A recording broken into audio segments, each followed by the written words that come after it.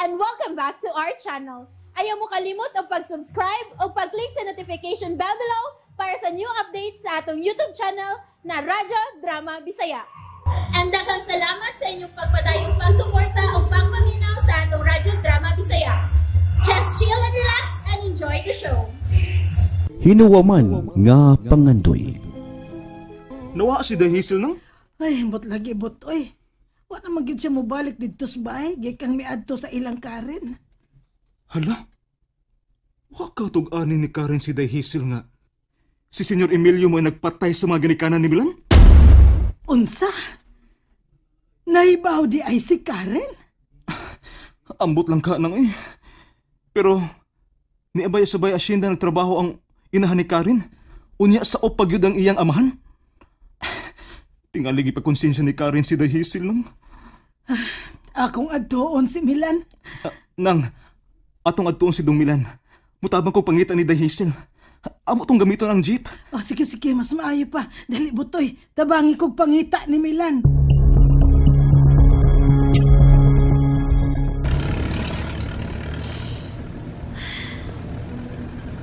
Nag-anila ko ibabaw ni mga kahoy nga gikarga ni maong jeep. Ang importante nga makaabot ko sa syudad, sa city jail. Ano ko na? Huwag ko makadakwarta. Huwag mo ko magtuo nga. Mauto'y isulti ni Karen ako. Gisakitan ko sa gibuhat sa demonyo kong amahan. Huwag ko'y naong nga ipakita sa akong mahal. Kaya kaugalingon ko man dahil ama nang mipatay sa iyang mga ginikanan. Nganong siya pamagyarang nahimo kong aman. Ngano man. Karoon wa ko'y naong nga iatubang sa akong mahal. Kaya nakday ko sa mipatay sa iyang mga ginikanan. Musamot ang akong pagka-guilty. Kaya anak ko sa tao nga naghikaw sa akong mahal aron matagam-taman niya ang kaharuhay sa pagpuyo. Anong ikaw pamangyar ang nahimo kong aman?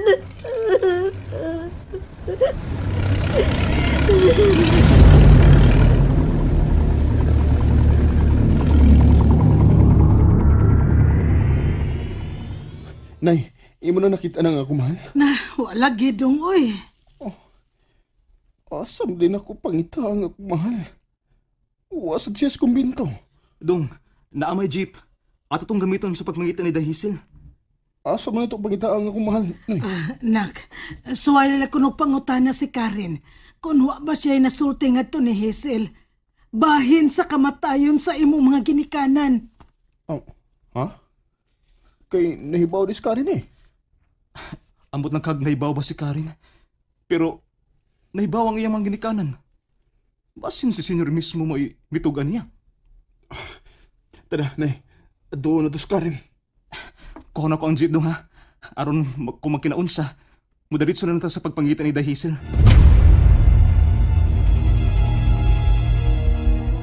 Sige, sawad na dito.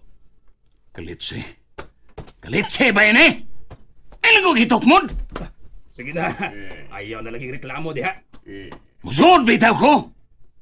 Di ko musukol ninyo. Pero, lisod mahimong magpabilin ko din higdugay. Kaanugon sa akong kwarta. Sige, pagpanghambog sa wana. Hambog. Usay wana! Hambog. At tutas Manila. Kay, ipaalsa ko ninyo ang usa na ko ka-vault nga puno sa kwarta. Gamay. Sige na! Ha? Nagpaabot na di mo ang iyong silda dito. Ayaw lagi ko ninyo itokbon!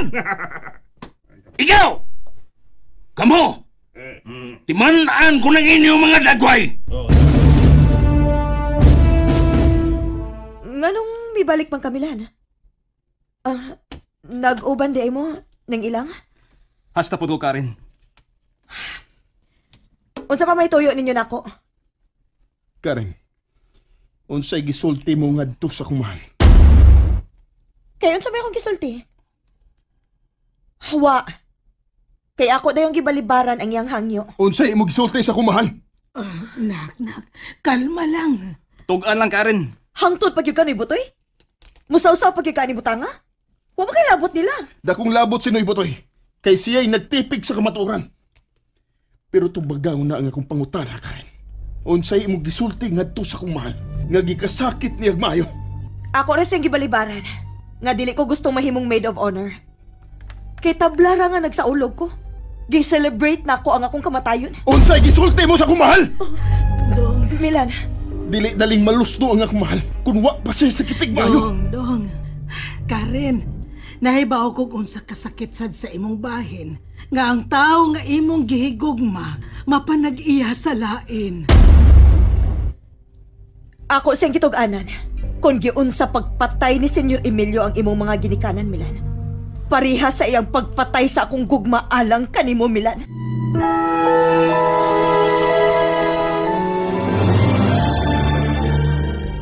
Dili ang akong mahal ang mipatay sa imong pagpakabuang. Ako, Karen, ako'y mipatay ka dili ikaw ang gipitik sa akong kasing-kasing.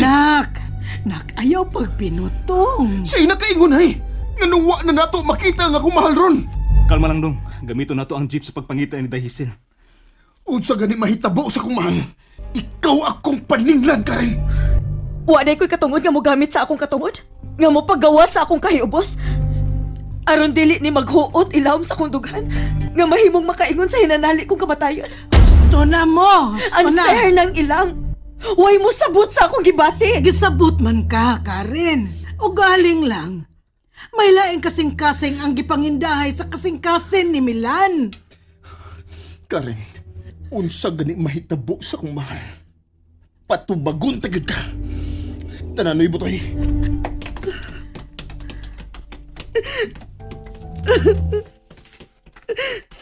Sadaan di ay ko. Karen, Doon na sa ko'y kasing-kasing nag-ilang nga mo pitik sa tao nga akong gihigugma. Timing lang nga si Milan mo igipangita sa akong kasing-kasing. nakasabot ko nimo, Karen. Pero kinahanglan makamao ka sa mudawat sa kamatuoran nga managlahi ang gipitik sa inyong mga kasing-kasing. Sakit na, uy.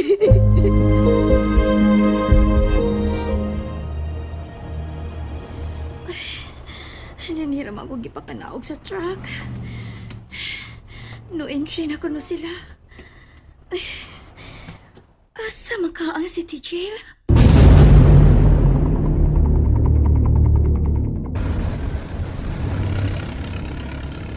Ni asa man taron dong. Muna tagad dos presento na. Tingalig to apang demonyo. Maayo pa dong. Kung to pa ang demonyo, mahimong makatugan siya kung miadto pa si Dahisil. Wa magtuo nga makahimo sa pagtugan si Karen sa akong mahal. Karibal yun si Dahisil dong. Iya yun yung dauton. Pero dili siya may gipitik sa akong kasing-kasing na. Unya, kay ikaw man sa gipitik sa iyong kasing-kasing. Kasluno naming duha sa akong mahal. Mao na diha dong. Mangisog lang dito sa Karen paggubas sa inyong relasyon. Kay, kasunod na good mo. Wa siya katungod buguba sa mong relasyon. Layo pa ba tas presinto? May Butoy? Kanang skin na dong. Iniglik ko na to sa tuo. Muna ng presinto.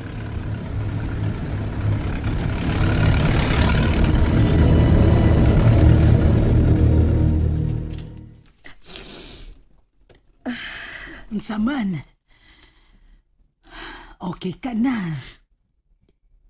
Biyain na lang ko na. Dili mahimong mubiya ko nimo, Karen, nga ingon pa ni Ana ang imong kahimtang. Wa ka masilag na ako na.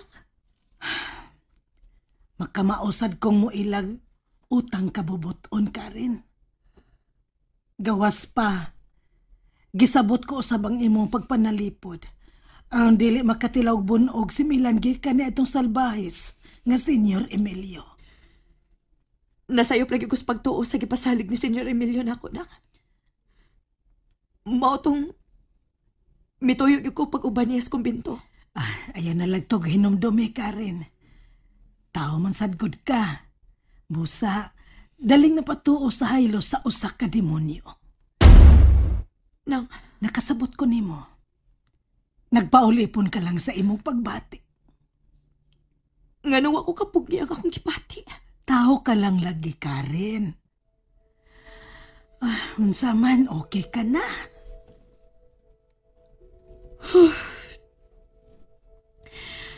Okay na ko. Isaan na ko. Mutabang ko sa pagpangita ni Hazel. May nasayran ka bang dapit nga mahimong pahungawan sa kagool ni Hazel? Muuban ko nimo. Wa man ko'y nasayran nang. Pero, posibleng muadto to siya sa presinto. Muadto ta dito, Karen. Sige na, gusto sa kumasayod. Unsa na rin nahitabo sa pinangga sa akong anak.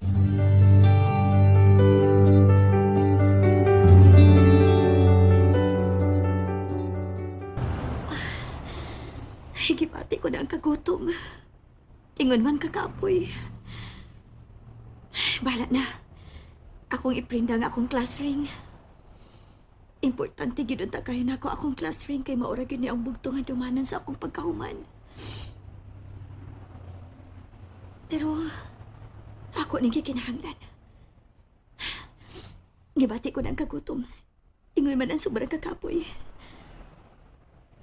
Ngano ba sangwa magid ako madang akong pitakaw din tuwa dito nga akong ATM.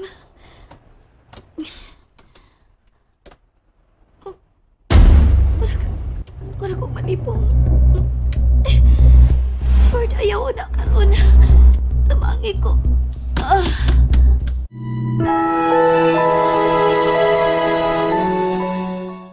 And that's it, everyone. Stay tuned for the next episodes. Bye!